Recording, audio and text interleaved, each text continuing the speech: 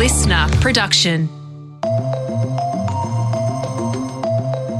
Hey there, Bension Siebert here with your afternoon briefing. The last Liberal government in the country has called an election more than a year earlier than they need to. Premier Jeremy Rockliff announced yesterday that Tasmanians will go to the polls on March 23rd. There are a lot of very, very serious problems for the people of Tassie right now that don't often make it into the news on the mainland, and they should. Decades of systematic child sexual abuse in key government-funded institutions, healthcare, housing and education systems in crisis, and the fight over getting Tasmania an AFL team that sometimes overshadows everything else. While all this is going on, the Premier has been arguing that the Parliament of Tasmania has become unworkable because two former Liberal MPs ditched the party and they won't agree to pass all the government's legislation. Tessa Randello from the Listnr newsroom joined us to talk through the details. So Tessa, thanks so much for joining us. Thank you. What's going on? Why are we going to an early election in Tasmania? Well, it seems a little bit crazy, but it hasn't really come completely out of the blue. Back in May, two of the Liberal members, Lara Alexander and John Tucker, defected from the Liberal Party to become independent members. And that's over wanting some more information and some more clarity on a couple of big issues that were happening. That did throw the government into a minority. So they are having to work with the opposition, the Greens and the independents to try and get anything they want through Parliament at the moment. And most recently, the Premier, Jeremy Rockliff, has asked those two independent members for a little bit more support, wanting them to vote for all Liberal things that are coming through the Parliament at the moment. And they said no. And so he has said, we can't work like this. The government won't get stuff done. So we're going to an election. What does the AFL have to do with all this? Catch us up. So this is a bit of a long, drawn-out, 10-year, very dramatic story when it comes to the AFL and Tasmania. Tasmania is one of those states that's really big into AFL and obviously does not have its own team. But the AFL and the state government came together to agree to give Tasmania the 19th licence. But in that licence is one condition that is the most contentious part of the entire agreement, which is a stadium, a new stadium that would have to be built on the waterfront in Hobart at an area they call Macquarie Point. It would cost $715 million. The federal government has come to the table with $250 million of that. The AFL is chipping in just $15 million, so the Tasmanian government would have to kind of cover the rest of that. And so these two Liberal defectors are actually the ones that said, we want to see more transparency around this project. We want to be able to ask the questions and make sure that it basically doesn't spend Tasmanians' money, their taxpayer money, too much if there's cost blowouts, if something goes wrong. And that is a big part of the reason that they left the Liberal Party. And it's also going to be a big contentious part of the election because the Labor leader also does not agree with the stadium but wants a team, which is going to be interesting to see how she plays that. So the AFL is saying we are not giving you a team unless you have a stadium. Labor is saying we want a team without a stadium. And I suppose the main arguments that they're putting are about, well, all the other massive problems that Tasmanians are facing at the moment: healthcare, education, a whole lot of child sexual abuse scandals. Can you talk us through some of those big policy areas that are going on at the moment? Yeah, of course. So health is a massive one, obviously. Ambulance ramping is something that we're seeing across the entire country, but especially in Tasmania, it is really bad. The two big hospitals, one in the south and one in the north. But we're also seeing GP practices, smaller practices shutting down. The last mother-baby unit in Hobart actually closed a couple of months ago because it was no longer viable for the private company that ran that to keep running it, and has been replaced with just a couple of beds in the public hospital. So that's one of the big issues that kind of underlines everything. And one of Labor and the Greens' big points is that money that is going to a stadium could instead be going to fixing some of these issues with healthcare. And so when it comes to the issue of child sexual abuse, there was actually a commission of inquiry that came out into the institutional child sexual abuse in Tasmania, and that took up a lot of time. There was over 100 recommendations, which the government has accepted all of them, but with all this other stuff going on, not a lot of them have managed to kind of come into reality and into legislation. And just so people understand, what is the scope of child sexual abuse that was revealed in that commission of inquiry? How big was this problem? It was devastatingly big, to be honest. It was in youth detention centres, the Ashley Youth Detention Centre specifically. They want to see that closed. The Commission of Inquiry wants a brand new youth detention centre because of what is happening there.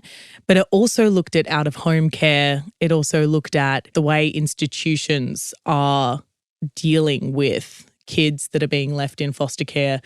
And it really did open up a devastating amount of child sexual abuse in Tasmania.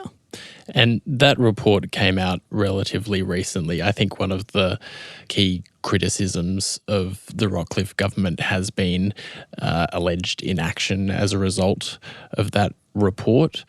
What has the Liberal Party in government been saying in response to those criticisms? And it's been in government for 10 years now.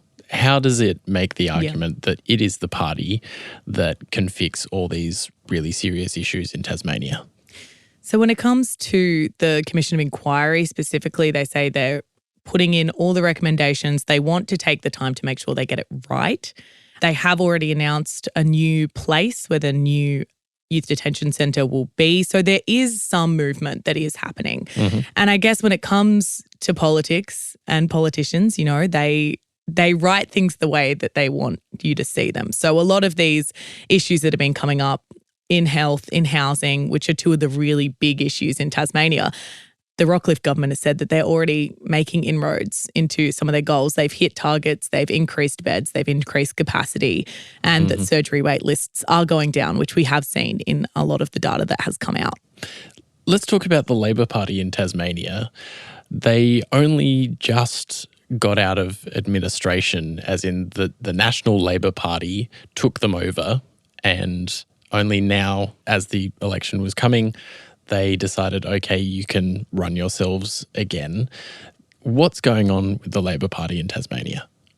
The Labor Party is kind of in the middle of what it seems between the Liberals and the Greens, who is the other big party that we have in Tasmania. They do fight the government on a lot of things, especially housing and especially health. Those are their two very big key problems that they've been talking about. And that's why they want to see no stadium but an AFL team, because the Labor Party says that that money should be moved elsewhere. They don't come without their own issues as well. They have been known, I guess, colloquially as the party that does kind of stick in the middle and doesn't really make strong arguments for either side. And what about the Greens? Because in Tasmania, I certainly know when I was reporting there that it kind of seemed like, even though there were only two members at the time, they were basically the opposition. Yeah, I think the Greens kind of take on a lot of those arguments that you would expect the opposition to sometimes when it comes to Tasmania. Still a very small party, just a handful of people in the Greens. Their leader has just moved to run for a seat in the upper house instead of in the lower house. So there's even smaller again, but they do same thing when it comes to housing and health, obviously massive ones. And then also those issues of keeping Tasmania, which is known as, you know, one of those cleanest air in the world, beautiful forests everywhere. This big quarter of Tasmania is just wilderness. So it's also about keeping that as clean as possible and getting renewable energy sorted. And just for a brief outline, what are the major things that the Liberals, the Labor Party and the Greens have promised so far? It's only day one of the election campaign. It is only day one of the election campaign, but we've already got promises from everyone.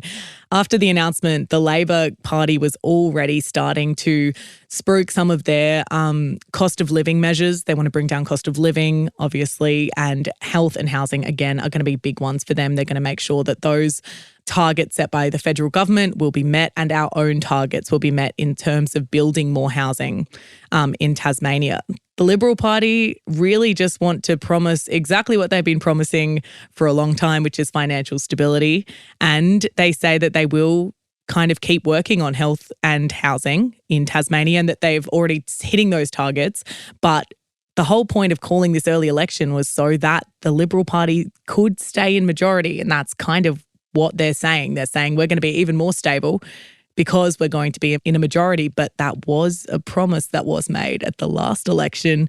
Which obviously means that they would have the most seats in the parliament so they could get their legislation through when they want to. There's every likelihood there'll be another minority parliament, and this problem that Jeremy Rockliff wants to solve won't be solved or might not be solved. What does it look like if there's another minority parliament and all of this was kind of for naught for him? I think it'll be really interesting to see how the public will respond to that, because this has been a promise that has been made for years. We will be a majority and we will be in power and we will be able to get through everything that we need to get through. It might see either the Liberals or Labor partnering with some independents or even some new members who might get in the Jackie Lambie network. Both are pretty sure they're not looking to partner with the Greens in terms of getting any of their legislation through or in terms of making a majority government. But it could just end up being a little bit more chaos in Tasmania, which is not what they need right now, especially with everything that has just come out of that Commission of Inquiry. Absolutely. Well, Tessa, thanks so much for catching us up. Thank you. Tessa Randello there. That's all for this afternoon's episode of The Briefing. We'll be back in your feed from 6 a.m. tomorrow with your Friday morning briefing. And we're always keen to hear your feedback on the show, stories you'd like us to tell and guest suggestions.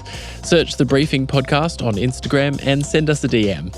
I'm Bension Siebert. Thanks for listening.